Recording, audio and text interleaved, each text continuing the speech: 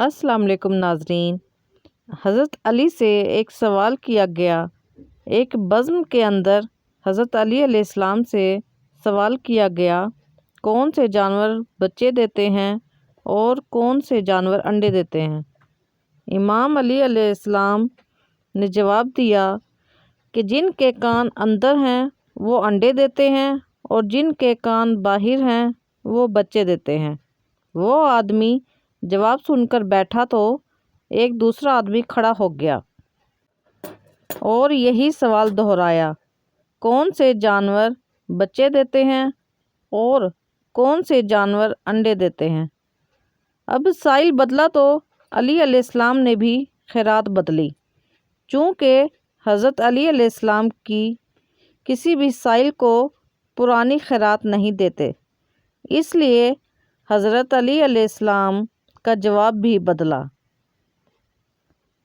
حضرت علی علیہ السلام نے جواب دیا، سن، جو اپنے بچوں کو دودھ پلاتے ہیں وہ بچے دیتے ہیں اور جو اپنے بچوں کو دانہ کھلاتے ہیں وہ انڈے دیتے ہیں۔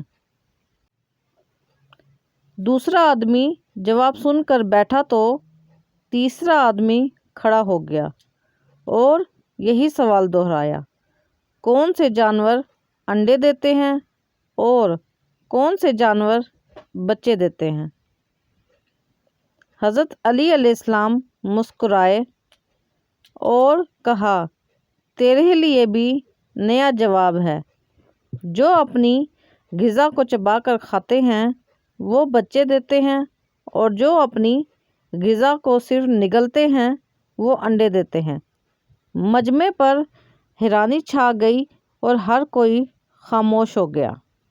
حضرت علی علیہ السلام نے فرمایا، خاموش کیوں ہو گئے ہو؟ اگر اب بھی کسی کی تسلی نہیں ہو رہی تو سوال کرو، میں تمہیں قیامت تک دعوت دیتا ہوں، تم یہی سوال دہراتے رہو، میں ہر دفعہ تمہیں نیا جواب دیتا رہوں گا۔ حضرت علی فرماتے ہیں،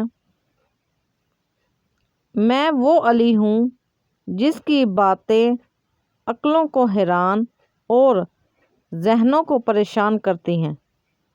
اے لوگو، تم پر آج تک میں نے اپنی حقیقت کو آشکار نہیں کیا۔ اگر میں اپنی حقیقت سے دنیا کو آگاہ کر دوں تو آدھی دنیا مر جائے اور آدھی دنیا دیوانی ہو جائے۔ اتنے فضائل سے پردہ اٹھاتا ہوں جس کو حقیقی مومن کا دل برداشت کر سکے۔ خیبر ایک بڑے شہر کا نام ہے جو کہ مدینہ منورہ سے شمال مغرب میں تقریباً 169 کلومیٹر دوری پر واقع ہے۔ یہ بڑا زرخیز علاقہ تھا اور یہاں عمدہ کھجوریں اور ہرے بھرے درخت بکثرت پیدا ہوتے تھے۔ عرب میں یہودیوں کا سب سے بڑا مرکز خیبر ہی تھا۔ مدینے سے جلا وطن کیے جانے والے یہودیوں نے خیبر کے یہودیوں کے ساتھ مل کر مسلمانوں پر کئی حملے کیے، طرح طرح سے سازشیں کی، جس کے نتیجے میں کئی یہودی مارے گئے۔ لیکن وہ سکون سے نہ بیٹھے بلکہ مدینہ منورہ پر ایک اور حملے کا منصوبہ بنانے لگے اور آخرکار قبیلہ غطفان کو بھی اپنا ساتھ دینے کے لیے راضی کر لیا۔ غطفان عرب کا ایک بہت ہی طاقتور اور جنگجو قبیلہ تھا، لہٰذا ان دونوں کے ملنے سے ایک زبردست فوج تیار ہو گئی۔ یہودیوں کے پاس تقریباً 20,000 فوج تھی۔ خیبر میں یہودیوں نے 8 مضبوط قلعے بنا رکھے تھے، لیکن در حقیقت یہ 8 قلعے 8 محلوں کی مثال تھے اور انہی 8 قلعوں کا مجموعہ خیبر کہلاتا ہے۔ جب حضور صلی اللہ علیہ وسلم کو خبر ملی کہ خیبر کے یہودی قبیلہ غطفان کو ساتھ لے کر مدینہ منورہ پر حملہ کرنے والے ہیں تو ان کے اس حملے کو روکنے کے لیے آپ صلی اللہ علیہ وسلم 1600 صحابہ کرام کا لشکر لے کر خیبر روانہ ہوئے۔ مدینہ منورہ پر حضرت صبا کو افسر مقرر کیا اور 3 جھنڈے تیار کیے۔ ایک جھنڈا حضرت حباب بن منظر رضی اللہ تعالیٰ عنہ اور ایک جھنڈا علمدار حضرت سعد بن عبادہ رضی اللہ تعالیٰ عنہ کو بنایا اور خاص علم نبوی حضرت علی رضی اللہ تعالیٰ عنہ کے دست مبارک میں عنایت فرمایا۔ حضور صلی اللہ علیہ وسلم رات کے وقت حدود خیبر میں اپنی فوج کے ساتھ داخل ہوئے اور نماز فجر کے بعد شہر میں داخل ہوئے تو یہودیوں نے دیکھ کر شور مچانا شروع کر دیا اور زور زور سے چلا کر کہنے لگے، اللہ کی قسم مسلمانوں کا لشکر آ گیا ہے اور محمد صلی اللہ علیہ وسلم بھی ساتھ ہیں۔ یہودیوں نے اپنی عورتوں اور بچوں کو ایک محفوظ قلعے میں پہنچا دیا اور راشن کا ایک بڑا ذخیرہ قلعے نعیم میں جمع کر دیا اور فوجوں کو نزادہ اور کموس میں اکٹھا کیا گیا۔ ان میں سے زیادہ محفوظ اور مضبوط قلعہ کموس اور مرہب یہودی جو عرب کے پہلوانوں میں 1000 سوار کے برابر مانا جاتا تھا، اسی قلعے کا رئیس تھا۔ سلام بن مشکم یہودی بیمار ہونے کے باوجود قلعہ نزادہ میں فوجیں لے کر ڈٹا ہوا تھا۔ اب یہودیوں کے پاس تقریباً 20,000 فوج تھی جو مختلف قلعوں کی حفاظت کے لیے مورچہ بندی کیے ہوئے تھے۔ سب سے پہلے قلعہ نعیم پر معرکہ آرائی ہوئی اور جم کر لڑائی ہوئی۔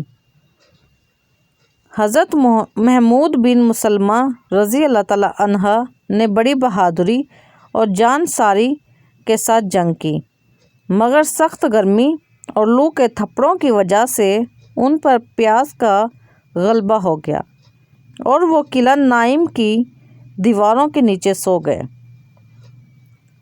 کنانہ یہودی نے انہیں دیکھ لیا اور چھت سے ایک بہت بڑا پتھر ان کے اوپر گرا دیا، جس سے ان کا سر کچل گیا اور وہ شہید ہو گئے۔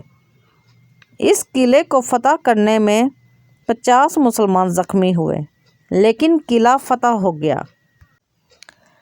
قلعہ نعیم کے بعد دوسرے قلعے بھی بآسانی اور بہت جلد فتح ہو گئے، لیکن قلعہ کموس جو کہ بہت ہی مضبوط اور محفوظ قلعہ تھا اور یہاں یہودیوں کی فوجیں بھی بہت زیادہ تھیں اور سب سے بڑا بہادر مرہب خود اس قلعے کی حفاظت کر رہا تھا، اس لیے اسے فتح کرنے میں بہت دشواری ہوئی اور کئی روز تک کامیابی نہ مل سکی۔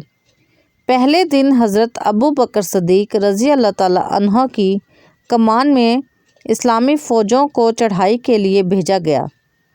دوسرے دن حضرت عمر رضی اللہ تعالیٰ عنہ نے زبردست حملہ کیا، لیکن قلعہ فتح نہ ہو سکا۔